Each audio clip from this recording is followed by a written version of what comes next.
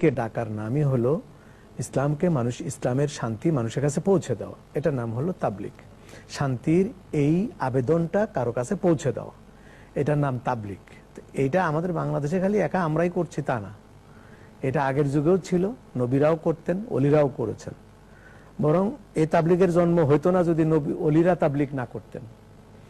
বাবা গাউসুল আজম, খাজা গরিব নওয়াজ, বাহাউদ্দিন নকশবন্দি, শেখ আহমদ সরহান্দি, বাবা শাহজালাল, বাবা শাহ আমানত, বাবা শাহ আলী বাগদাদি, এই ধরনের অলি আল্লাহ, সরসিনা ফুরফুরা যত পীর সাহেব বাংলাদেশে আছেন এবং বিদেশে যত আল্লাহর অলিরা আছেন, উজবেকিস্তান আল্লাহর অলিরা আসছেন।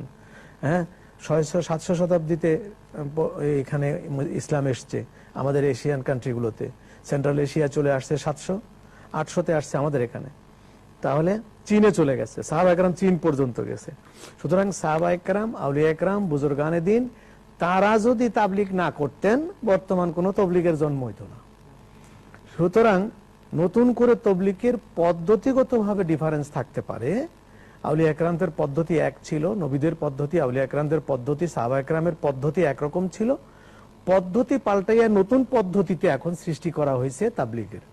পদ্ধতির গোলমাল থাকতে পারে, পদ্ধতি অবজেকশনেবল হতে পারে, পদ্ধতি সংশোধনযোগ্য হতে পারে, কিন্তু মূল তাবলিগ তো এটা রাসূলুল্লাহ করেছেন, আউলিয়া একরাম করেছেন এবং আমরা করছি, বাংলাদেশে উলামা একরাম করছেন। যিনি মাদ্রাসায় আছেন উনি তবলিগ করছেন না, যিনি মসজিদে আছেন উনি ওটাকে তবলিগ বলে না।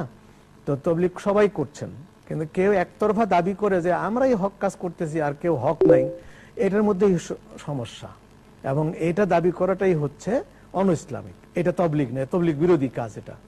এবং কাউকে ফতোয়া দেওয়া, রাসূলুল্লাহ এক নম্বর কথা হলো যার রাসূল পাক সাল্লাল্লাহু আলাইহি ওয়াসাল্লামের আদব নাই, রাসূল পাক সাল্লাল্লাহু আলাইহি ওয়াসাল্লামের আমার নবী পাকের মহব্বত যার ভিতরে নাই, আদব আর মহব্বতের বিরুদ্ধে যারা ফতোয়া দেয়, তার তবলিগি কি আর নামাজি কি, সবগুলো অনেক পরের কথা। আগের কথা হলো আল্লাহর পরে আল্লাহর হাবিবের প্রতি ঈমান আনতে হবে, ঈমান এনে তারপরে হলো ইবাদতের প্রশ্ন হলো অনেক পরে। আল্লাহর হাবিবের প্রতি ঈমান না এনে এরকম বহু ইবাদতকে আল্লাহ তাআলা ফেলে দিয়েছেন, নেন নাই। তো সেই জন্য আমাদের ভিতরে আকীদা যদি ঠিক না থাকে তাবলীগ দিয়েও লাভ নেই। জি জি, আমি একটু বলতে চাই তাবলীগ সম্পর্কে। তাবলীগ শব্দের অর্থ হলো অন্যের কাছে পৌঁছে দেওয়া। শব্দটা অনেকে বোঝে না, নিজের আমরা অন্যের কাছে পৌঁছে দেওয়া। যে পৌঁছাবেন সে মোবাল্লিগ, তাকে আপনার কোরআন সুন্নাহ ফিকহের ইলমে আলেম হতে হবে, এল তাবলীগ।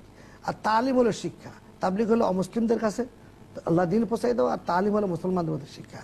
যিনি প্রশ্ন করেছেন, আমি যেটা বুঝতে চাই সেটা বলতে চাই, সেটা হলো এই নতুন করে নতুন পদ্ধতিতে মোবাল্লেগ হওয়ার যোগ্যতা না রেখে মসজিদে নিজের খেয়াল খুশি মতো আপনার পাক শাক যে ব্যবস্থা করতেছে, এটা আপত্তি আছে। কিন্তু আপনি যেটা বলছেন এটা ঠিক, তাবলীগ ছিল এবং থাকবে।